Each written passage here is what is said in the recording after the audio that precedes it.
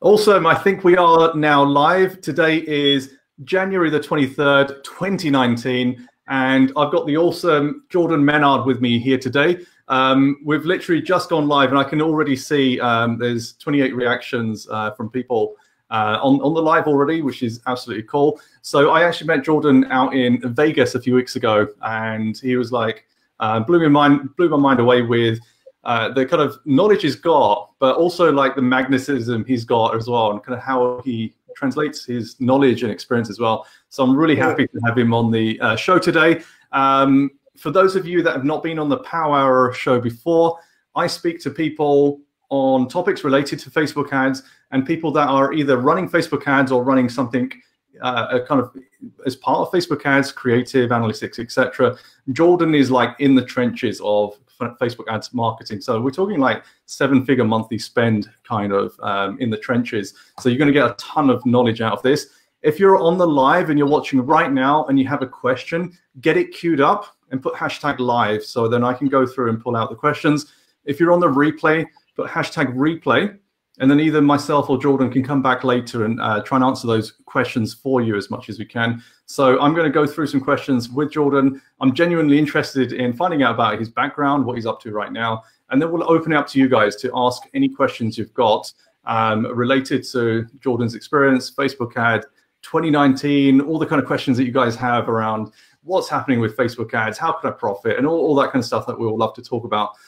So the kind of, I'm going to kick it off, just kind of talking a bit about how actually the last 2 weeks have been with Facebook ads. So it's so unpredictable at times. Like the start of the year for a lot of the accounts were a bit kind of here and there. Then Facebook had a big reporting error last week. So I know some people were, yeah, I mean, some people were affected, some people were not. If you weren't, that's absolutely great. I got a response back from Facebook to say, yes, there was a reporting problem, but there's no impact on optimization, delivery, et cetera, et cetera. So it's my personal thought on that is the people that were negatively affected were the people who like made changes because they reacted. Exactly. I left everything. I saw the initial report, but there were some other metrics that were tracking. And so when I left it alone, while those front-end metrics were initially higher, everything else backed out the same. And my campaigns were unaffected. And that's the thing, like my argument back to Facebook was, yes, delivery wasn't impacted. And for those that run the ads, fine, there was no general impact. But the problem is, in a lot of my ad accounts, we're running automated rules. So if they're relying on data and, you know, we're cutting ads based on cost per initiate checkout, cost per purchase, and the data isn't coming through, that's a problem. And that's something I fed back to Facebook because we got a standard engineer-led response, which was, we found the problem, we fixed it, there's no impact on delivery, it was just a reporting thing. But I really feel like parts of Facebook are quite siloed, like the engineers, the product managers, the marketing managers, they're all kind of disconnected. So I'm pushing flack back to my rep and saying, what the hell's going on? This isn't right. The engineers are saying, oh, it's fine, it's just a reporting problem. Well, when you're spending 6 figures, 5, 6 figures and all that kind of stuff, in your day, in your week, that's a big problem. So, you know, you guys that know about me, know about Jordan, you know, he's worked with some big names, Sam Ovens, Ty Lopez, etc. Big spending accounts, and even we're impacted by whatever Facebook do. So, you know, you guys get stressed out. We feel you, absolutely. So Facebook has been, you know, I was hoping they left it in Q4, so the Black Friday madness, but they've carried it off.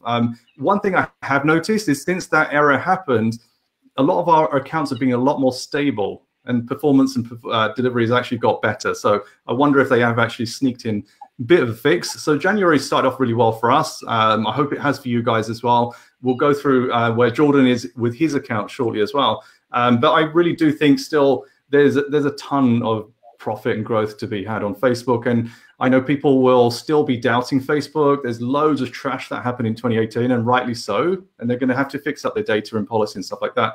But it's still profitable, and you can still make many niches work. So I want to introduce Jordan. So he's a high-scale info product buyer who's spent over $1 million per month, 7 figures per month on media buying on Facebook and Instagram.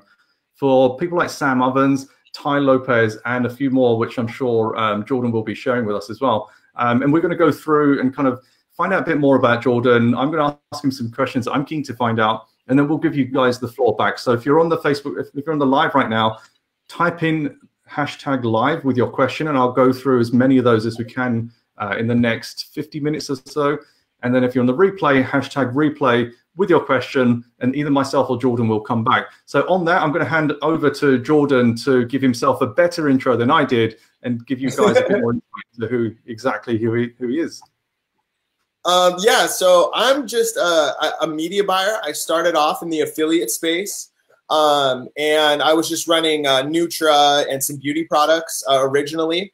I then kind of moved into the info space and kind of found a knack with it, specifically I think with copywriting and some of the buying strategies that I had adopted from the previous spaces. It kind of was a natural fit for me, and was able to start scaling some campaigns to some pretty high numbers. I started working with Sam Ovens about 1.5 years ago, and we ran really high ticket info product sales. Sometimes we would spend $500,000 a month on one funnel, and we would spend that profitably. And so with that and some of the networks that I established there, I launched my own company now where we focus on very other entrepreneurs and coaches who are in the space. We work right now with Mark Lack, and we work with Zach Folkman, who runs the Ecom Hacks webinar.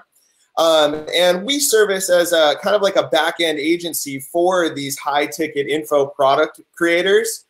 Similar, kind of how your agency does with e-com products and large brands like that.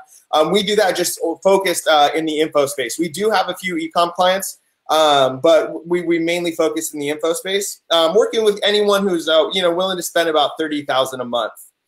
And so that's pretty much what we do. We spend, we manage well into the 6 figures, $500,000 range in monthly spend between all of our accounts. And we're buying really, really high level webinar traffic for the most part. So yeah, when it comes to being on the front lines of the ads, I'm definitely there. I've scaled a lot of different accounts and have written ads from the perspective as the actual brand several times with some of the biggest names in the space. Absolutely, and we're going to dive into that. Big shout to Phil and Josh commenting in. Quite a few of you are online. #live with your question. If you have a question, #replay if you're on the replay. Or if you just want to give Jordan a shout, you can do that in the comments as well. Would appreciate your kind of love as we go through this in terms of likes and shares and the whole engagement piece to help push the video out as well. One of the questions I like to ask is, so Jordan, you've got like absolutely a blue ocean in front of you. If you weren't doing what you're doing right now, what would you absolutely love to be doing? Is that a literal blue ocean? Because I think it would be like a crime not to go get in the ocean and swim or surf or whatever. So you can have a literal blue ocean, and you can have like infinite money, time, and whatever you want as well. Right. If I had infinite resources, I would probably have a really dope property, with the fastest Wi-Fi in the world, a lake in the back that I could ride jet skis in with my family, and just keep it low key. I'd like to write some books one day, so I think that would be cool, and just not have to worry about if they sold, so that way I could just write whatever I want, and just kind of live a simple, cool life. I'm a pretty normal dude.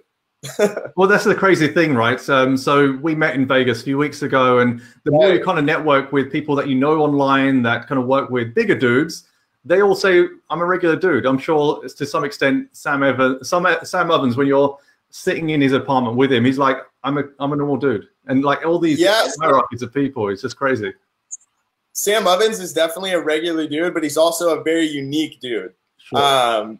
Very, very unique dude. And yeah, shout out to Sam. Sam has killed it. And everything he's done with consulting.com, I think, has really changed the space for a lot of people. And I think, the sales speak for themselves. So he's really created a cool product. And I think led a lot of the innovation that's happened into that space to kind of make the world what it is now. Absolutely. And, one of the fascinating things is he's massively simplified his funnel, but he's used some really clever hacks in there as well. So I remember when I went through the funnel maybe a year ago, probably one of your ads actually, there was the email that And it's become a classic, which has been forwarded by someone in his team and say, hey, Sam, Deepesh is going to be in the call. And then it's there with this like dynamically created ad. Now, as a marketer, I know exactly what's going on. But even I was like, wow, that's pretty cool. Yeah, and I think one of the things I love about Sam and I loved about working with Sam is that, you know, these tools are available to everyone, right? Everyone has access to the same tools. And I think his approach to marketing was kind of similar to, you know, it's like Floyd Mayweather, you know he's going to go in there and beat you with defense and a right hand. But at the end of the day, you can't stop it, right? It's simple, but it's extremely effective. And I think the most, you know, if you can simplify things, you're going to have a higher mathematical probability of making them profitable. And I think that's absolutely what Sam did. You know, that email was just one email, right? But here we are talking about it. And the same clients, same software, even the customized picture, you know, that stuff's available. You can just, that's a software, obviously. And so I think it's cool to watch what people do when everyone has access to the same tools. That's right. So I'm actually keen to find out more about you rather than Sam. So talk me through, like, how did you come into Facebook ads? What was your actual journey? And like, how long ago did you step in? It's a funny story, man. So I was in college at the time doing speech and debate, and I was planning on being a lawyer. I did very well in speech and debate, and I had some scholarships lined up, but that whole life just really didn't fit with who I was. So I was really over it. At the time, I was working at a software company that sold like plugins to real estate agents, and they also sold websites. And I was making minimum wage on draw against a very humble commission package, and I was given no leads. So I just had to crawl through Google every day and find real estate agents and call them up and, hey, it's Jordan from Home Junction. I saw your website. I noticed your property search was lame, et cetera, et cetera. It was a grueling way to make a living. So, you know, 150 phone calls a day, whatever. So one day I'm there. I really don't want to do debate anymore. I don't want to go be a lawyer. I don't know what I want to do. And I hate my job. And I'm going through the Google pages looking for real estate agents to call. About page 3, I see this ad, an AdWords ad on the top of the page. And I click it, and I'll never forget this. It takes me to this black and lime green wireframe landing page that was atrocious to look at. But when I landed on it, because I had been looking for clients for so long, I instantly understood what he was doing and was like, this guy is putting his stuff, and here I am just crawling page after page after page, and he's just putting his stuff where everyone's looking. And I just remember thinking, I'm going to do that. I'm going to learn internet marketing. And for the next few years, I wanted to learn how to do it, but I noticed that in the space, there wasn't a lot of people that were teaching real stuff.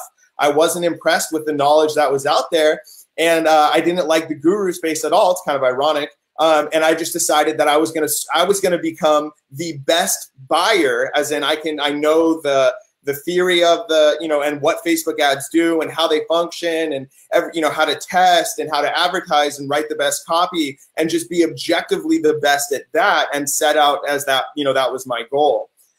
Just the way life kind of worked out, I ended up working for Sam. And then once I worked for Sam, met Tim Bird. And then once I met Tim Bird, I realized, I was actually pretty good at this and I needed to do it on my own. And that ended up being one of the best things that could have happened.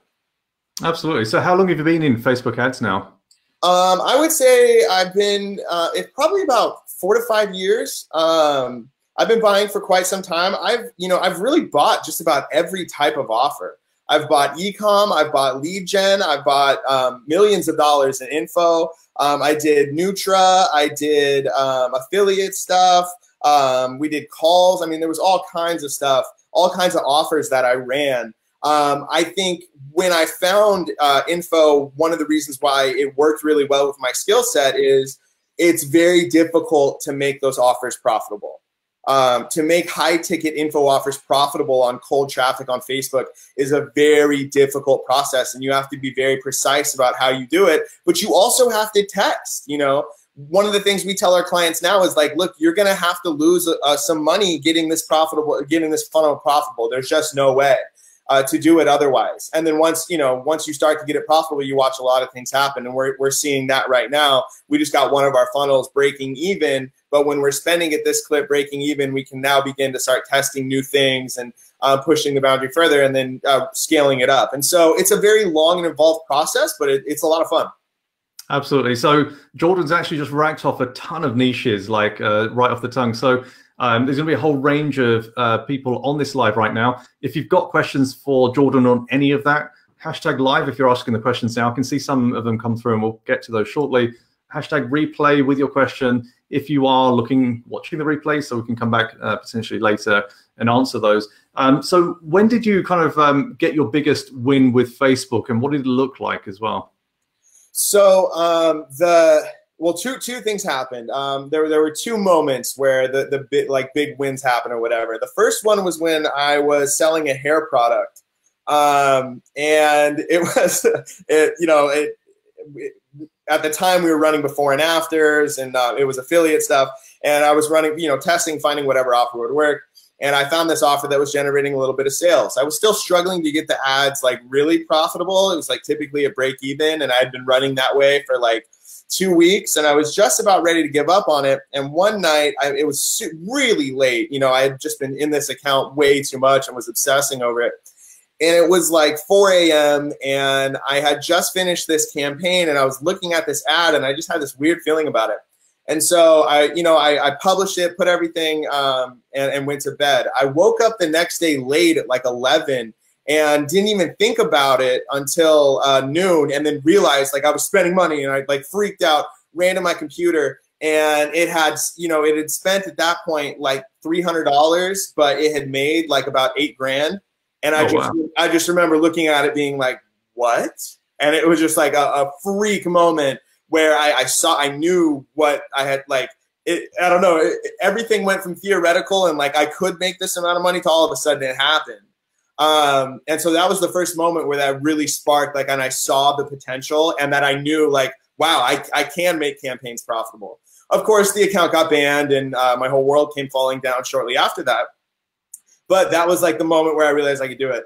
The second moment where I realized that I could really create offers and take brands and streamline their introduction to social media, specifically on cost per acquisition, paid advertising, was when I ran my own. I was working kind of as a freelance media buying company, and I landed a contract with Culligan Water. And they wanted me to just sell water on the internet, and I was like, dude, that's not gonna work. And so I came up with the idea to do a free water test, a tap water test, and have like a Culligan sales rep actually go to the home and test their tap water for free.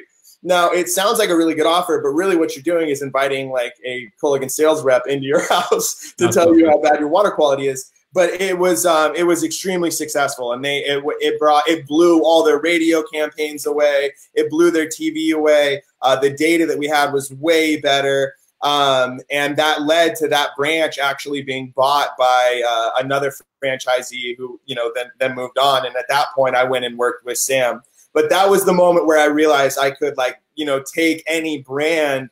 And even if they don't have the infrastructure, I could create it to make it a social offer. Absolutely. So one of the things that I get from Jordan is like, he's a marketing guy and he can make Facebook ads work. And I'm pretty certain you'll make any media channel work, because one of the things I see people miss out is just understanding that it's a marketing platform. So you can get all the technicalities, the manual bids, all that kind of stuff.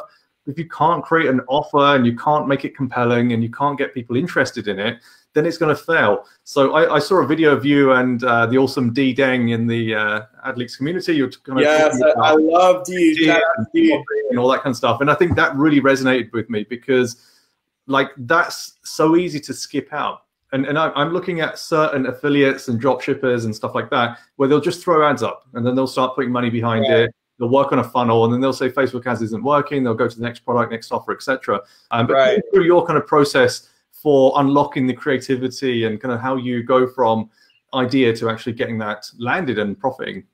Right. So a lot of it is a discipline, right? Like you can't just wake up and be like, you know what, today's the day that I revamp my creative and improve my CTR by 5%. You know, like that's just not how it works. So I think one of the things is it's the discipline of learning how to write good ads. And then devoting time before, like after. So for me, it's like I have my math days and my creative days, right? And typically I like to do my math in the morning and I like to do my creative in the evening. It's just how my workflow functions. But when I'm writing copy, one of the things that I'm looking to do, it's like I want to like remember, I think that the biggest thing I can remind people is remember that it's not just a sale, right? There's an actual user behind that who is making an organic decision based on what you put in front of them. And so when you look at it from that perspective, I think that it just kind of generates the mindset that you need to write good ads. I think the other component of having that mindset to write good ads would be coming from a place where you want to, like, you're proud of your brand, you have some belief behind your brand, and you're looking to enter the conversation as opposed to just like get that clickbait, get that, you know, put things in front of people. I think a good example of someone who's doing this is Van Oaks. And shout out to Van. He's an awesome dude. But if you guys haven't watched, I just shared his video on my Facebook wall.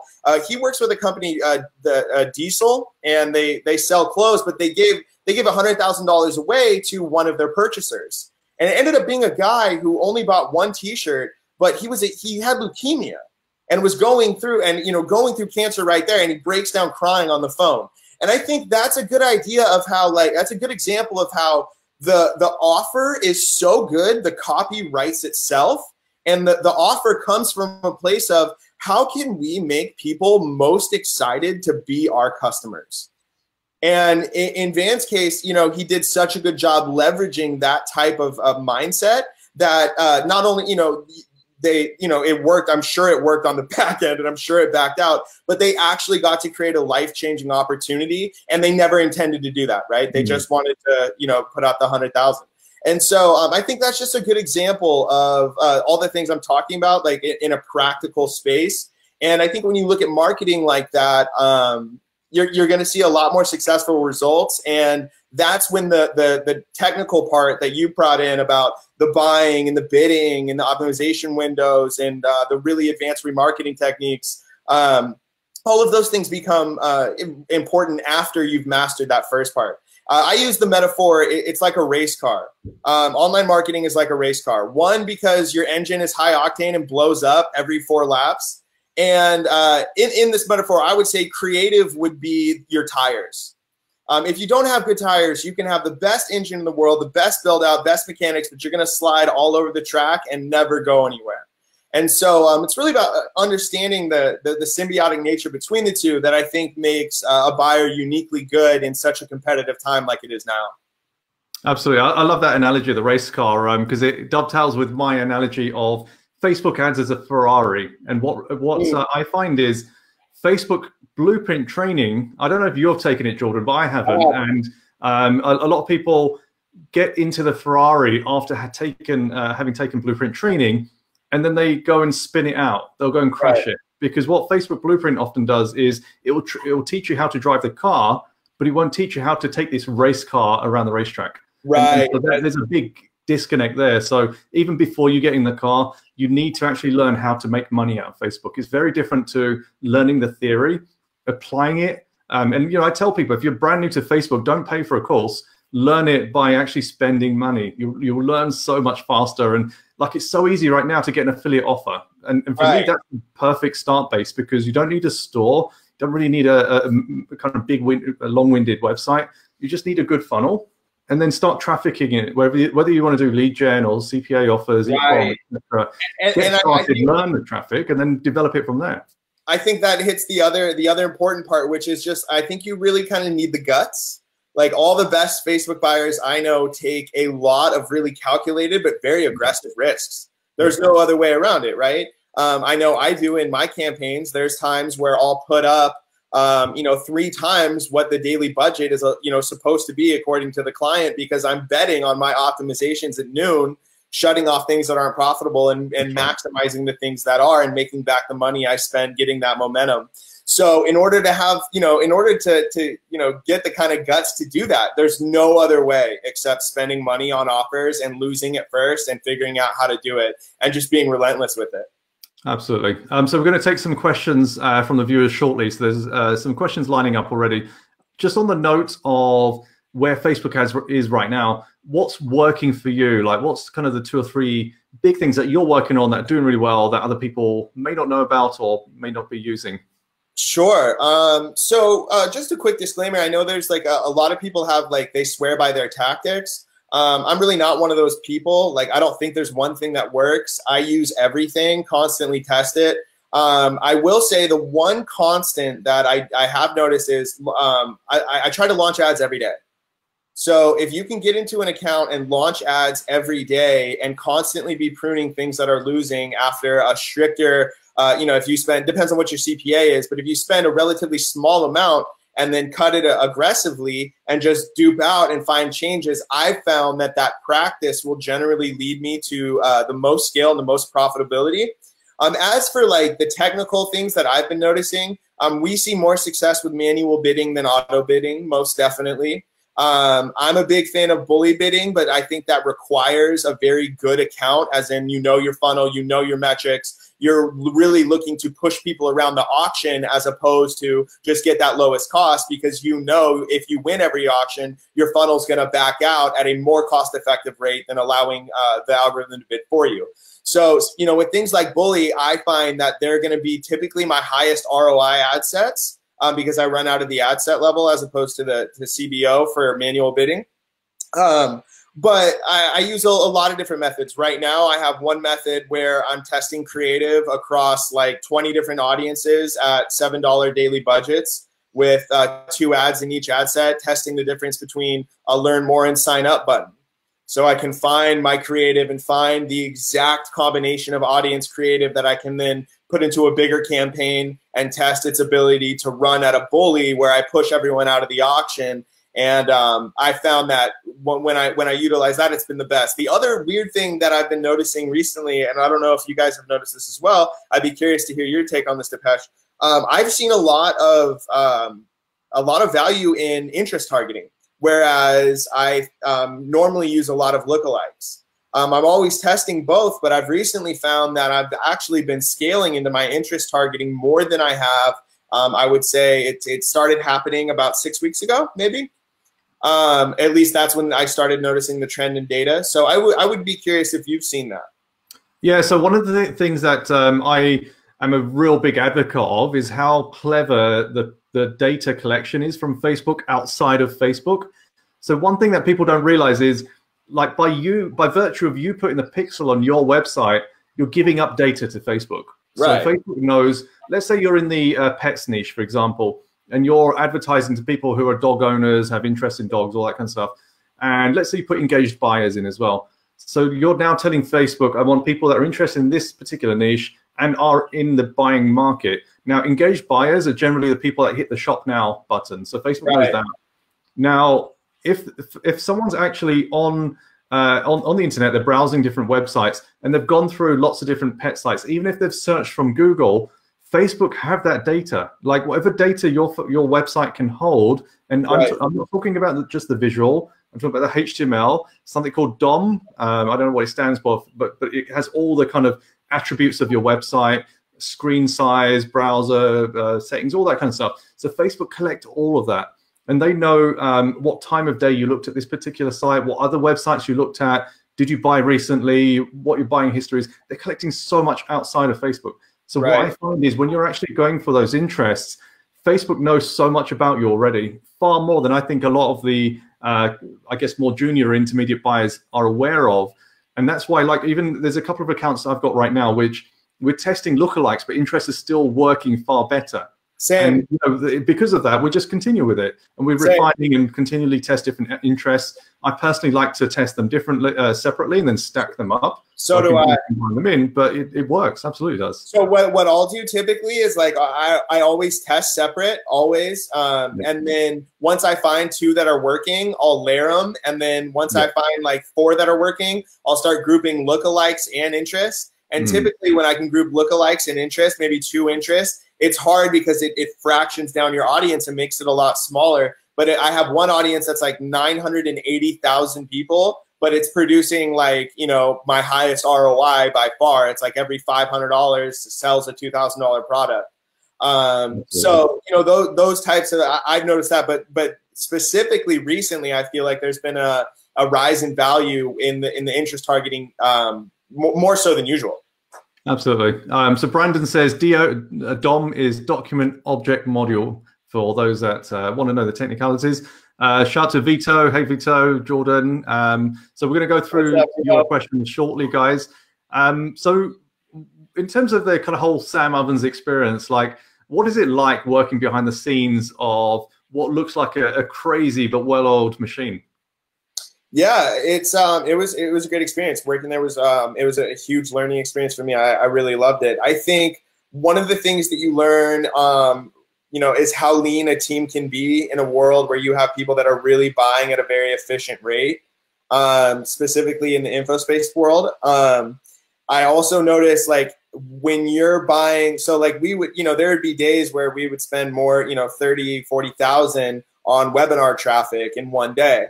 Now, when you're spending that much, you don't have, the webinar itself is over 2 hours. So you're buying the registration right now, but you don't know if they're going to purchase. Now, some people will purchase that day, but a lot of people are going to take the time and contemplate, should I buy this product? Because it's $2,000, it's expensive stuff. And it's an info product. So I think a lot of people are suspicious. And you definitely saw that in the comments. And so when you're spending that much, it's kind of a crazy thing, because if you get the morning wrong 3 days in a row, you've lost like $9,000 every single morning. You're now 27,000 in the hole for the month, and that's been over 3 days. So just like how easy things can break at that level was really shocking. I remember when, just realizing how you have to, it's like building a sandcastle the ocean is constantly destroying. You're just constantly rebuilding. It gets knocked down, constantly rebuilding. And, however high you can build it before the ocean knocks it all down is how much money you can make. And so it was a crazy, crazy experience. It definitely changed the way I looked at the internet, buying in that volume, seeing some of the tactics that were there, and just seeing kind of like how big the network gets. It's really wild. And how long's the retargeting funnel? Because I imagine because of that consideration phase, you're cycling lots of ads, as well as the kind of whole email program, anything else. What does that look like? Right. So if you have one funnel, it really looks kind of like the Amazon River, right? Like, yeah, it may be one central funnel, but there are so many outlets and different ways to access it. It's kind of shocking. And that's really what happened. You have the webinar, which functions as your central value prop. But along with that, you're going to have, your website visitors, your people, your other retargeting, people who engaged with your ad but did not go to your landing page, people who visited the landing page but did not sign up for the webinar.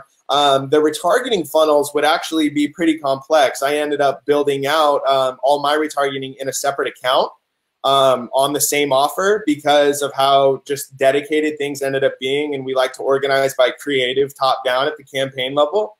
So it was a ton of work, just constantly testing and finding ways to improve the ROI on the remarketing funnel became such a major portion of my workflow at one point.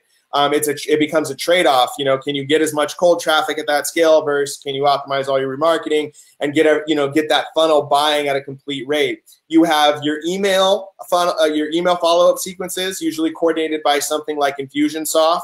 And then you have your, obviously your email client, whatever's going to send out the emails. And then you have all of your paid traffic remarketing, which I would segment down by what degree of contact they had made with our brand. The first being, they had like visit our website but never signed up for the webinar.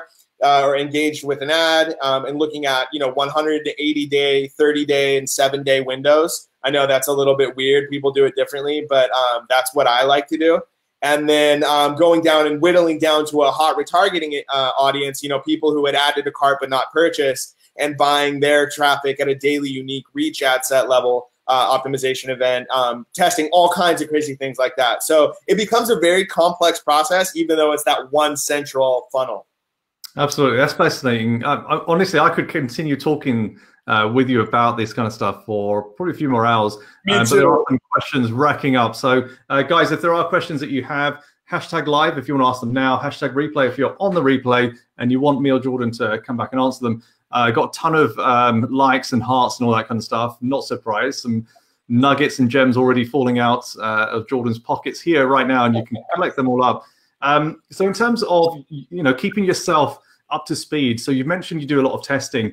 Where else do you do your learning? Do you read? Do you go to events? What else do you do to kind of enrich your experience? Yeah, definitely. You got to read. I think reading is, there's no question that every great leader out there has read. And typically, everyone I know that runs a successful company is typically pretty well read. Can you give us a book recommendation on that note? Yeah, so I like to recommend the same one on this topic. I think there's a lot of books out there I'd recommend, but for this one, I think if you can get Eugene Schwartz, Breakthrough Advertising, it's an incredible book on copywriting. I think another thing that, just like what you can do is go read the old advertorials from like the old cigarette ads and like the old Coke ad. There's some really cool old car ads that are worth reading for, if you don't want to read a book like that. And I think those types of things are really useful for my skill set.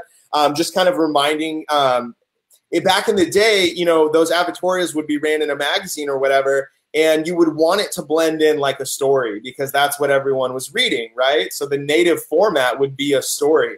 And so you see these advertorials and they're really well crafted, they're really well storied, and they bring you into an experience as opposed to just being like, buy this. And I really appreciate that. So I think those things are really great. Another thing is just find your network, find other people who are buying, and ask them, dude, what's going on? Like, what are you seeing on the platform? What offers are you buying? And then I know for me and myself, just constantly stay in your data. Always be exporting into Excel. Always be improving your processes. Keep your ads super clean. I think when you try to launch ads every day, even though I fail at that often, it just creates a workflow that keeps you so in the loop because you're constantly like, if you have to dupe every day, you're like, what ad set am I going to duplicate every single day, So you really like find creative ways to look at your data and make data-driven decisions every day. And are you big in terms of kind of automations and rules and stuff? Yeah, definitely. I think rules can be great for sure.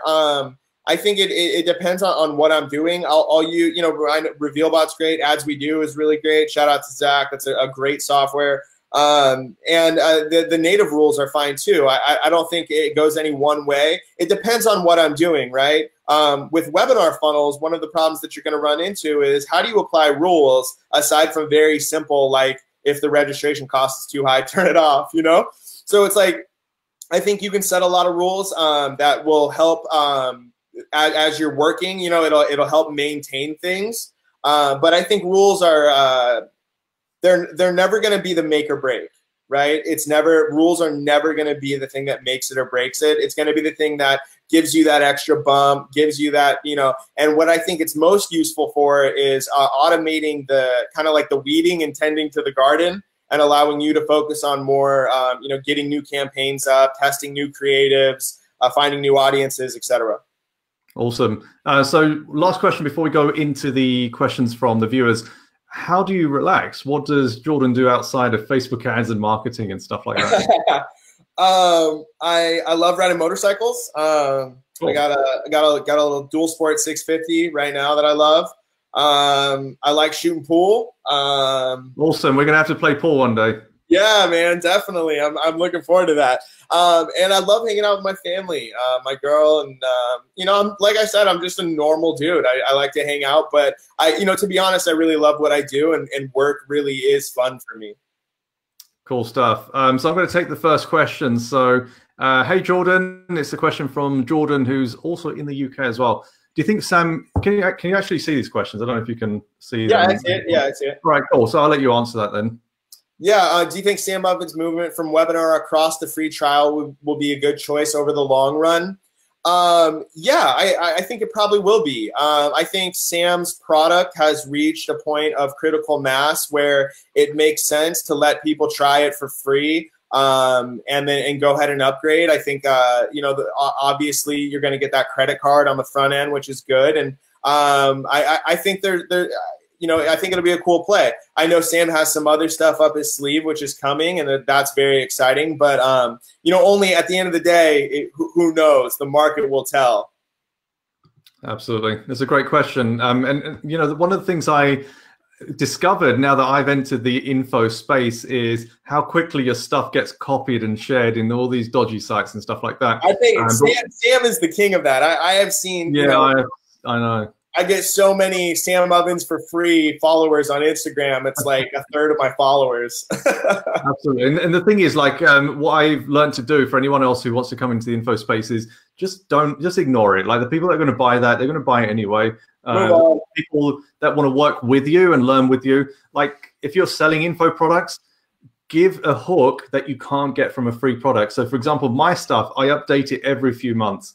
And so if someone's going to be hacking it and coming in every few months, updating it, they're going to have hard work keeping up. Sam, for example, has his accelerators and calls and stuff like that. You can't sell that online.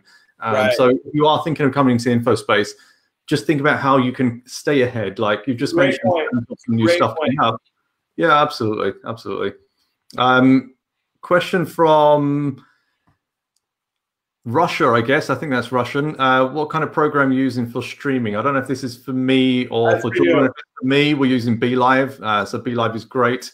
Probably about 90% reliable. Sometimes it does fail. But it's a pretty cool platform. It just streams straight to your group, to your page, etc., etc. Hey, Philippe, question on tracking leads. I'll let you answer that one. Yeah. So again, I created my. I'm assuming when you say leads, you talk about the lead to purchase.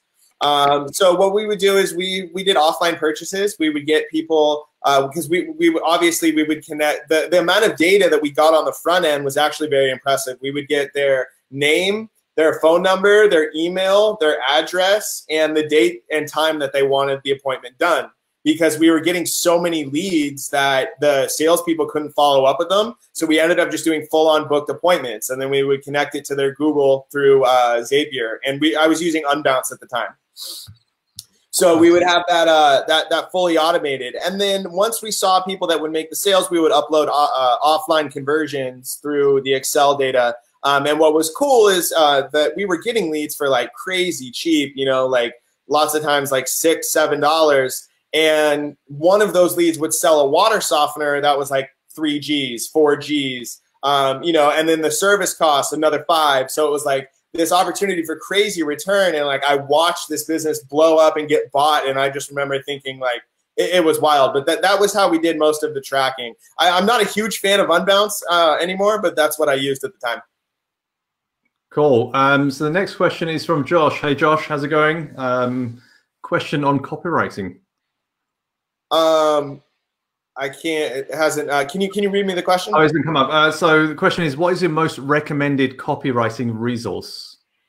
Yeah, I think just the ones that I just went over. Eugene Schwartz, Breakthrough Advertising, in my opinion, is the best copywriting specific book. Aside from that, I don't have one I really love. Read the old advertorials. Go back and take a Google search through old advertorials and find kind of the really persuasive long form copy that people utilized back in the day. Agora, I think, is a really good firm that you could look to as someone who does a lot of great copywriting. I'm a big fan of finding, and this is kind of lame, but finding poets that you like who are really good with brevity. because that'll teach you how to appreciate like what can be done in a small sentence, and that's writing a good headline.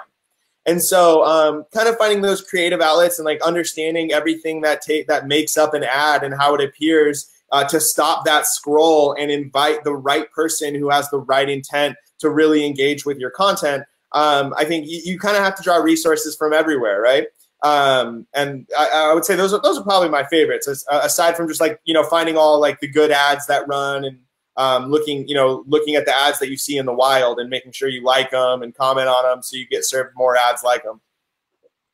Good shout. So this segues nicely into Jordan's question. Hey, Jordan, can you break down your creative testing strategy? There's so many variables to test. Curious if you test copy first, creative first, buttons. How do you test landing pages? How do you organize? Yeah. So this is a great question, right? And I think what the answer to this question, it's so long. It would take me a while to explain all the process that we do, because after doing this so many times, we've kind of got it down. There's something at Tim Bird's, because Depeche and I were working together at Tim Bird's Mastermind, and we were both leading like the pods with the students I went through. And I know I heard some really great things about the one that you led. And one of the students of mine named Dino put together the naming conventions that I use to test everything.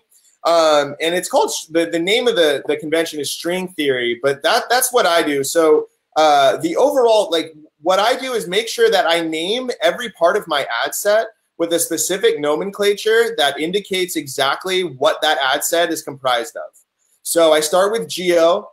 I then go to the optimization event. I then put my audience in. I then put my placement in. I then put my my optimization window in, and I put my bid right on my my optimization event. For my testing, I'll organize by creative at the campaign level, and typically start with a pool of my favorite 1% lookalikes, so I can run a collection of ad sets to that. And I'll go with really small budgets, $20 a day per ad set. And I'll run like, it'll be the same copy, but I'll be testing 2 headlines and 2 buttons on every one of those headlines. And I'll test that across a bunch of my favorite audiences pulled together, so there's less variables. And I'll see how different images will do with that, or different videos, and that'll be my first round of testing. Once I get about 2 to 3 angles that I know are working from that method, I'll then begin grouping them together and finding and testing individual lookalikes and interests to help scale that out on different ad sets, and begin building out in with proven winners. The goal for me is always to get more campaigns that are profitable. If I can, the advantage of me getting another angle profitable, as opposed to making a good technical move on the ad set level in an optimization, is going to be on the long run 5 or 6 times more profitable, hands down, because I'm gonna be able to scale out into that creative using the same techniques that I've already been proving with what's working already. And so you duplicate your strategy, you find your winners, then duplicate out that same technical strategy, just testing new creative that you at a low budget, and then that's how I've found it's most useful. Once you test buttons, headlines, and those types of things, I always like to keep the main central body copy the same. And that's how I organize it. It's like, what is my overall angle? And then I'll test all my variables within that angle, find the right audiences, and then scale out into them. That's awesome. I imagine people are going to have to go back and listen to that on the replay when it gets posted, because there's so much great advice there. And I love it so much because it's very similar to my thinking around naming convention. Because the other thing is, like you mentioned earlier about pulling data out into spreadsheets, I think that is so underrated. Like, if anyone spends all their time in Ads Manager, you're missing out on so much gold. Even simply taking out your naming conventions and creating reports based on that. Like, you can get so much gold from that, your creatives, your buttons, across the account, like what's generally working. Right. It's so much easier to visualize and make sense of as well. And what I will throw in, because I know the question comes up a lot, how can I get my data out, etc. I use Supermetrics, and I recommend everyone use Supermetrics. If you want to use Excel, there is a Facebook built plugin, Facebook Ads for Excel, I think it is. But Supermetrics is great because not only does it pull from Facebook, I can also pull from Google Analytics, from my Instagram page, from my Facebook page. You can bring all of that together and start building some really cool models and stuff as well. Cool. So question from Josh. Where would you begin with affiliate marketing? That's a good question. I would start doing some. So if you know Facebook and you've done Blueprint and you have an idea of what you want to do, start finding groups online that are like affiliate groups and start finding networks. And then get into, they're going to give you an application process where you can join and find what type of offers you want to run. And then just ask your account manager, hey, like what offers are working for you guys right now? What's doing well? And they'll help you. Like because they want you to run things that are selling too. So, find affiliate networks. You can really you could probably start Googling them. To be honest with you, they're so readily available. And, find ones that work for you. ClickBank is obviously great. I think that's, you could look there. I know there's a lot of offers that are running right now. I know some of my clients have brought ClickBank offers to me. There's the eBay Partner Network. There's Amazon. There's a lot of different networks that you can start running traffic on, if you didn't want to start drop shipping. So I would say, look, a lot of times people underestimate the value of like testing a product on Amazon and finding it's a winner and then reverse engineering from the market and building a brand around that winner with Shopify and cutting out the middleman, finding your own producer and everything, and supplying and shipping, and then building a brand around that product. I think that's a great way right now to get into online marketing in a very profitable way that could be, you could start making money quickly. Absolutely. The likes and loves have slowed down, so I don't know if it's that you don't believe in the gold that Jordan's sending out to you guys, but just keep the likes and loves coming because this stuff's gold. Question from Shuaib. Hey man, how's it going? What's the best way to scale an e-com product with a low AOV, $20 to $25? Yeah, so that's a good question. Anytime you have that low AOV, you're going to run into some issues at scale because you're at such a high risk. Any dip in conversion rate is really going to kick you hard because you're relying on that volume so much. So I think this is a time where you really want to use automated rules to your advantage here. You want to be, I would look at manual bidding and finding what manual bids can I use to really manipulate those auctions, using a bid test and just, testing, devoting a certain amount of money to finding those right manual bids. I would typically guess around 2 to 3 times your CPA at start, but also testing lower bids, testing really low bids and seeing if you can get them to work. I would say another good way on this would be once you get comfortable with manual bidding, take a look at Tim Bird's sneak attack method. That's a good way that you could possibly get a lot of conversions at a low cost, which would help mitigate the problems inherent with scaling an offer with an AOV of around 20 to 25. I also think a large amount of ad sets with lower budgets could be your friend here. That's a much more laborious process, but I think with automated rules, if you use to check back against it, you can create a good workflow there that can really get you to a high scale. And then making sure that you're remarketing to everyone who abandons cart and dotting every, crossing every T and dotting every I on people who engage with your product to indicate there's a high chance they're going to convert. Lots of times it takes someone, if you reach someone 7 times in a cost-effective manner, you increase the chance of them purchasing by like 10-fold, right? It's way, way, way more likely. So making sure that, you've done your homework and you target every single person that abandons your cart while making sure all of your cold bidding strategies are on point and proper and everything's maintained by rules so you can stay on top of it on a close window would be my solution there. That's awesome. One thing I would add is I'll deflect the question and say, get your AOV up. Like, honestly, if you want to scale heavy, you want to scale hard, and you want to bypass the bumps that you get with scaling Facebook, double your AOV. Like, I've got an e-com POD store right now. We're not going to front load any offers below $50 because I know that with my CPAs, I can scale that heavily, and I'm going to push upsells and cross sells and stuff after that. So if you've got $25 product, either try and get your AOV up at the front end, or go in break even. Just CPA target $25 and work the back end, post-purchase, emails, all that kind of stuff, lifetime value. Then you can really scale heavy. Like if you're relying on that $25 product and that's a one product or one product range, and you're trying to profit on that and you want to spend $10,000 a day or pounds, because I know you're in London, Shoaib, that's going to be difficult. Honestly, I've done that and it's stressful. Just get your AOV up. Even if your margins are amazing, the margins that you'll lose from the sheer cost of advertising on a CPM paradigm is going to offset any margin that you had with that low price point. So I agree. I have the same number as you, actually. It has to be above 50. Otherwise, there's really no point. Absolutely. A question from Josh. How did you start working with Sam Ovens? I answered a post I saw online that a friend tagged me in. I didn't even really realize what I was doing. It's actually a pretty crazy story. I hadn't fully realized it was consulting.com until Nick Fisher reached out and contacted me. And once I talked to Nick, it was like, he's just an amazing dude. I think Nick Fisher has an incredible reputation in the online marketing world.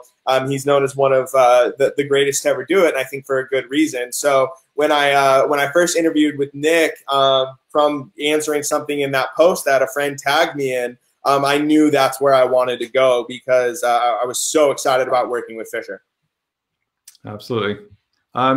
Question from Jordan, again, related to working on multiple accounts. So his question is, nowadays working on multiple campaigns and accounts at once, since you've been working on Sam's for quite a while, do you get more stressed out now with multiple accounts? How do you handle that? So yeah, I don't run Sam stuff anymore. I'm completely independent and running my own firm now. We're a very lean boutique firm who runs a lot of accounts, and yeah, it's stressful. There's there's no way around it. Like it's just stressful. I would say if you're a person who doesn't handle stress well, this might not be the field for you. I know that I've just kind of like adapted to living with stress often. And I think you can use it to your advantage, right? If you have the kind of makeup that, I look at it as like, I'm very competitive. So every time I go and do stuff in ads, like I want to be the best person that's ever done that. It's just like how my mind works. And I think at that point, the stress can make it exciting, right? It's kind of like that it'll push you to burn the midnight oil, and you can let it make you or break you. So I think that mindset is so crucial. Inviting more of a burden, being willing to take on more, finding where your limit is at on how much you can handle is a very crucial part of where you're going to go as an entrepreneur. And so I think that now that I'm running, functionally what I did with Sam, with an established funnel, and I'm taking all of these entrepreneurs. We're in talks with Dan Locke and John Cristanti as well. And Mark Black, who we're running currently right now.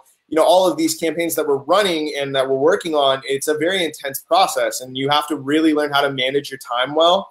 And I think that comes down to the ad set nomenclature and the ad names, and just making sure everything's very tight and clean. So that you minimize the amount of stress that you possibly have, because it's going to be a lot no matter what. There's no way around it. If you're always spending money and that doesn't stress you out, you don't take it seriously. How big's the team? It's like me and like 3 other people. It's very small, very small. We run very lean. Everything we focus on is like a 1 + 1 = 3 paradigm. Stay lean, have the best technique, stay razor sharp, work in very precise windows. I work with one of my buyers, and I'm like, dude, if you can give me a perfect 15 minutes every hour, we can triple the amount of accounts we have. Because so often it's like you go into the account, if you recognize the problem quickly, you identify it, you solve it, there's nothing to do for another 3 hours. So it's like move on, make the next optimization, and then if you do it right, you can find yourself with room to move, and that's how you grow your business. That's so cool to hear, man. Look, I won't tell people at your age, but you've got 10 years on me, and like it's great hearing like a mirror of what I would talk about right now. Like you've just got everything that I wish I had 10 years ago as well. So like, it's so awesome to hear. Oh man, thank you so much. A question from Josh, any recommended tools for data analysis? So good segue into that. Yeah, definitely. So I'm a big fan of pulling everything into Excel, like I said, and Depeche hit the nail on the head when he said supermetrics. Those two things I think are going to be your best. The other thing I really like is Facebook analytics. Building out my funnel, taking a good overview of like the entire process from the first time that they land on my landing page or click my ad to the checkout. Where am I bleeding? Where is there attrition? Where are people falling out? You know, you can have the best, you know, manual bidding techniques in the world, but if people are abandoning your cart, that's not going to matter. That's a question of the funnel itself. And so looking at those types of things along with your ad data, your supermetrics, and I just think there's something really good about pulling into Excel and getting that grant, you know, breaking out, parsing the data, identifying individual variables you want to look at.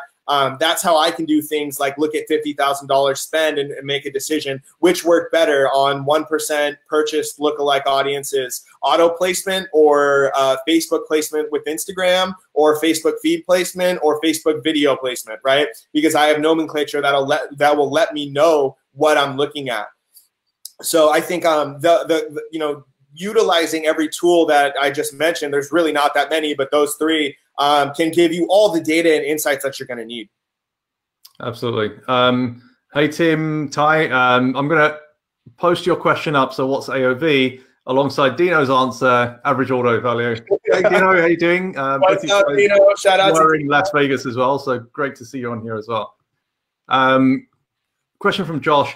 Would test products through Amazon's affiliate network. We would test products through Amazon affiliate network. Just make sure I got that right. So is that what you're saying, to test through the Amazon affiliate network? Yeah, that's what I'm saying. I'm saying more like find a product and source it and sell it on Amazon. But you know, if you were just going to test affiliate stuff, I would go with like ClickBank and those types of affiliate networks where the offers are already done. Amazon would be more if you're like looking to, you know, buy and sell your own products, start building. There's a lot of advantages to having an Amazon store. And that's like where you can spend, you know, once you find a product that works on Amazon, you can spend a little bit marketing inside of Amazon and make a lot out of it.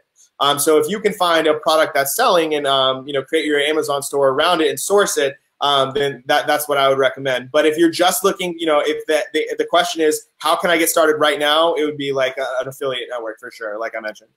Absolutely. So this is an interesting question. Is it possible to scale a very good product from 0 to 10 mil in revenue within 12 months with a sufficient budget with only Facebook ads? We're really limited for time. I'm just going to short circuit that and say yes, but there's so many caveats, like right. What's the average order value? How much money you're putting into testing? What's your margin on profit and all that kind of stuff?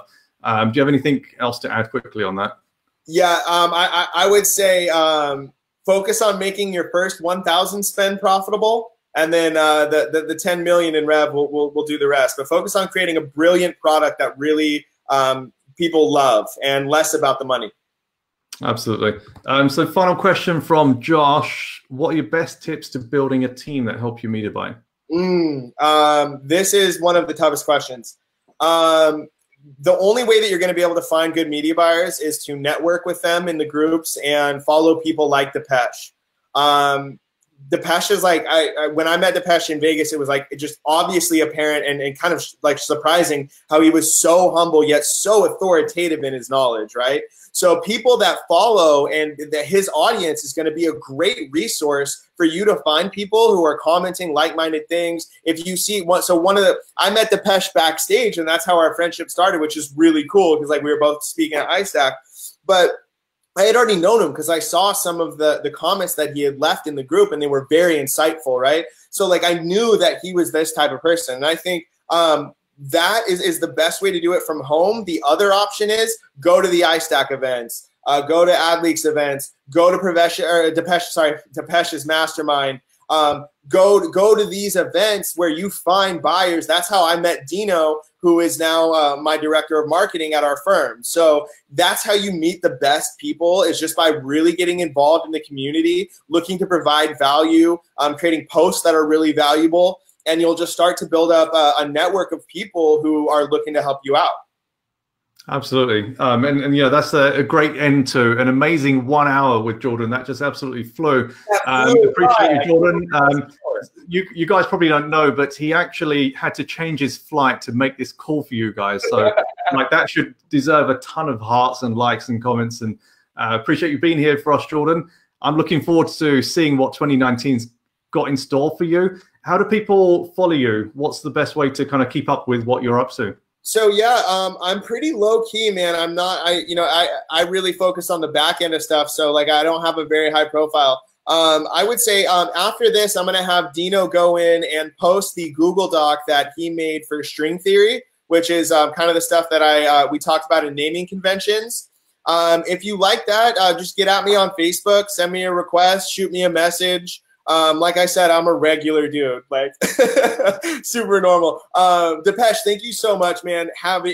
Being on this was just an honor. I really look up to you. You're one of the coolest dudes in the space. And it was just an absolute honor to be here. I was joking with your team who set it up. I was like, when they first asked me to be on this, I was like, honestly, if Depeche asked me to mow his lawn, I would. So I said to Kat, we missed a trick there because we should have got you to do that as well. But yeah, that's amazing, man. Appreciate it.